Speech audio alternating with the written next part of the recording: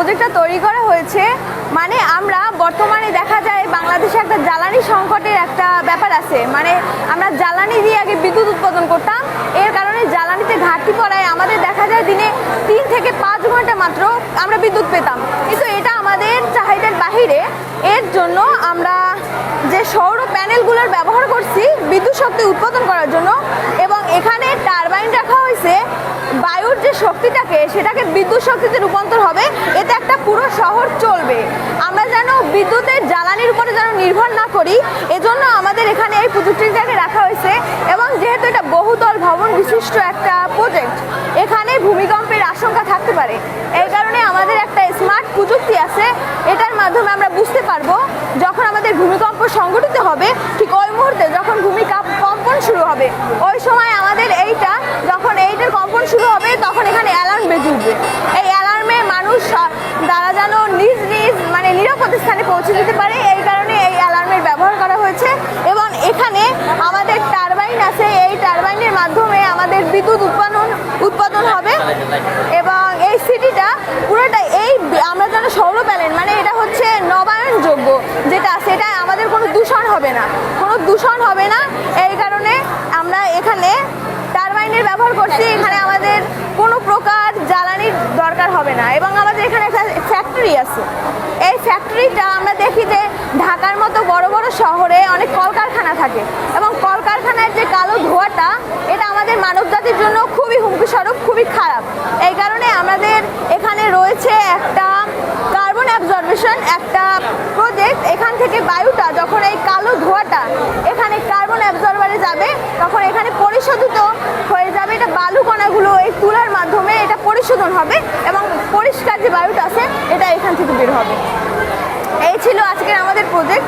এবং এই প্রজেক্টের যে আমাদের মূল যে বিষয়টা সেটা হচ্ছে আমরা জ্বালানি ছাড়া কীভাবে বিদ্যুৎ উৎপাদন করতে পারি, এটাই ছিল আজকে আমাদের প্রজেক্টের মেইন বিষয়। এই প্রজেক্টের ফলে কার্বন ডাইঅক্সাইডের পরিমাণটা হ্রাস পাবে, যেহেতু আমরা কার্বন ডাইঅক্সাইড ব্যবহার করছি, আর আমাদের পরিবেশ আরও ভালো থাকবে। স্যার, এইটা হচ্ছে সেফটি ইস্যু।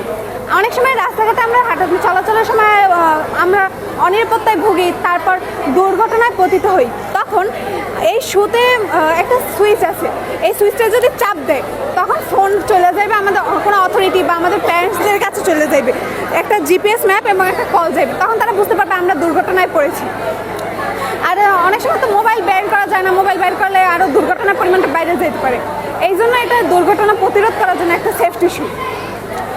আর স্যার, এইটা হচ্ছে যে প্রেশার থেকে ইলেকট্রিসিটি উৎপাদন।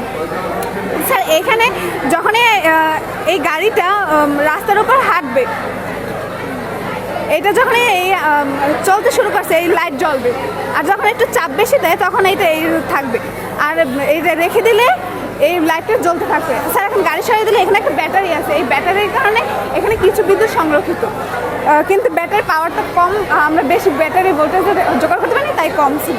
আর এটা হচ্ছে যে ফুট স্টেপের মাধ্যমে এখানে যখনই আমরা হাত দিয়ে এরকম চাপ দিব তখন এখানে বিদ্যুৎ উৎপাদন হবে, হালকা দিলে হালকা, আর যদি প্রেশার দিয়ে রাখি তাহলে একটানা থেকে যাবে।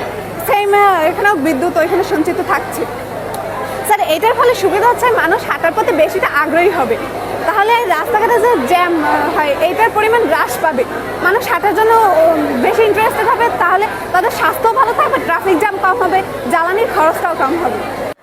আসসালামু আলাইকুম। আমাদের প্রজেক্টের নাম হচ্ছে স্মার্ট ইকুলার সিস্টেম। এই প্রজেক্টটিকে আমরা 3 ভাগে ভাগ করেছি। প্রথম স্তর আমি বর্ণনা করব। আমাদের বাসাবাড়িতে সাধারণত 3 ধরনের বর্জ্য পদার্থ উৎপন্ন হয়ে থাকে। এই 3 ধরনের বর্জ্য পদার্থকে আমরা ডাস্টবিনে স্তরে স্তরে ভাগ করে রেখেছি। প্রথম পচনশীল দ্রব্যকে আমরা এই কন্টেনারের ভেতরে রাখবো, এবং কিছুদিন আলো এবং কার্বন ডাইঅক্সাইড অনুপস্থিতি রাখার ফলে এখানে অ্যামোনিয়া এবং কার্বন ডাইঅক্সাইড উৎপন্ন হবে। এই অ্যামোনিয়া এবং কার্বন ডাইঅক্সাইড পিভিসি পাইপের মাধ্যমে চালনা করার ফলে এখানে গ্যাসীয় কার্বন ডাইঅক্সাইড, কঠিন কার্বন ডাইঅক্সাইড এই পাত্রে জমা হবে, এবং অ্যামোনিয়া এই পাত্রে জমা হবে। এবার এই কঠিন কার্বন ডাইঅক্সাইডকে তাপকাল এখানে গ্যাসীয় কার্বন ডাইঅক্সাইড উৎপন্ন হয় অ্যামোনিয়ার সাথে বিক্রিয়ার ফলে এখানে অ্যামোনিয়াম কার্বামেট উৎপন্ন হবে। এই অ্যামোনিয়াম কার্বামেট পরবর্তীতে ভেঙে গিয়ে ইউরিয়া এবং পানি উৎপন্ন হবে। এই ইউরিয়াই আমরা শিল্প কারখানায় বিভিন্ন কাজে ব্যবহার করি। পাশাপাশি আমরা একটি ফসলি জমি দেখানোর চেষ্টা করেছি যে অবশিষ্ট পচনশীল দ্রব্যগুলো বেঁচে যাবে, তা আমরা জৈব সার হিসেবে এই ক্ষেত্রে ব্যবহার করি, যার ফলে রাসায়নিক সারের ব্যবহার কমবে।